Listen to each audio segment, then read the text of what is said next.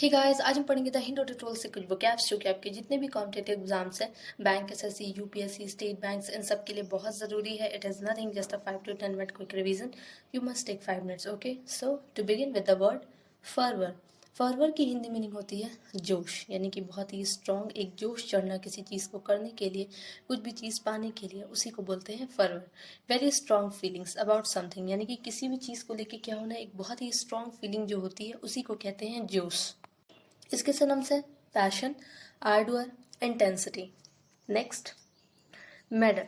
Medal की Hindi meaning होती है हस्तक्षेप करना, यानी कि किसी के भी मैटर में क्या करना, इंटरफेयर करना, उसे कहते हैं meddle. To take too much interest in somebody's private affairs और to touch something that does not belong to you, यानी कि उस चीज़ में बहुत ज़्यादा इंटरेस्ट, दूसरों के मामले में बहुत ज़्यादा इंटरेस्ट लेना और उस चीज़ को टच करना जो आपका नहीं. ओके, इसके सिनोनिम्स हो गए temper, intervene and interfere. Next, cyclicity. Okay, cyclicity की हिंदी मीनिंग होती है चक्रीयता. चक्रीयता यानी कि कोई चीज़ घूम फिर के सेम उसी पोजीशन पे आ जाना, उसे बोलते हैं cyclicity. The state of recurring at regular intervals, यानी कि एक रेगुलर इंटरवल. साइक्लिक आप जानते हो ना कि एक साइक्लिक स्ट्रक्चर होती है, चलती जाती है, वापस से अपने पोजीशन पे आती जाती है, तो उसी को बोलते हैं. इसके सिनोनिम्स पीरियोडिसिटी एंड रिदम, ये इसके सिनोनिम्स हैं. Next, bleak. ब्लीक की हिंदी मीनिंग होती है बेरंग, यानी कि निराशा पूर्ण, जिसे भी आप कह सकते हो, या फिर कोई चीज़ जो बेकार हो, यानी कि कोई भी अगर आउटकम आया है तो वो क्या है, खराब है, ब्लीक है. Use about a situation, specially किसी सिचुएशन की बात की जाती है जो क्या हो, खराब हो जाए. नॉट एनकरेजिंग और होपफुल, ना ही एनकरेजिंग हो और ना ही होपफुल हो, उम्मीद से भरा ना हो. इसके synonyms bare, exposed and desolate, ये इसके सिनोनिम्स है. Next, impulse. इसकी हिंदी मीनिंग होती है आवेग, यानी कि a sudden desire to do something without thinking about the result, यानी कि कुछ भी क्या करना, एक इच्छा होना आपके मन में कुछ करने की, बिना कुछ सोचे समझे बस आप क्या करते हो कि किसी काम को जब कर देते हो क्योंकि आपके मन में वो चीज़ आया कि मुझे ये करना है, तो उसी को बोलते हैं इम्पल्स, आवेग. ओके, इसके सिनोनिम्स हो गए इम्पल्सन, पैरोक्सिज्म, पैशन एंड स्पिरिट. नेक्स्ट, इंटुइन. इंटुइन की हिंदी मीनिंग होती है जुड़, यानी कि कोई चीज़ को जोड़ना या आपस में जुड़ना क्या कहलाता है, इंटुइन. विंड और ट्विस्ट टुगेदर, यानी कि क्या होना, आपस में ही उलझ के रह जाना, जुड़ जाना, कहते हैं इंटुइन. And interweave. इसके synonyms wind, round, twist around and coil round. Okay.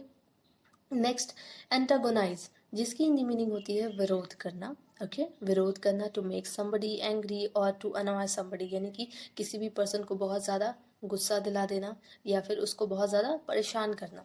ठीक है, ऐसा काम करना जो दूसरों को क्या हो, जिससे नुकसान हो, मतलब आपको वो चीज़ पसंद नहीं है, इसीलिए आप क्या कर रहे हो, उस चीज़ का विरोध कर रहे हो, तो एंटागोनाइज इसका मतलब होता है. इसके सिनोनिम्स हो गए रेसिस्ट, गेन से, इंटरफेयर एंड प्रोटेस्ट.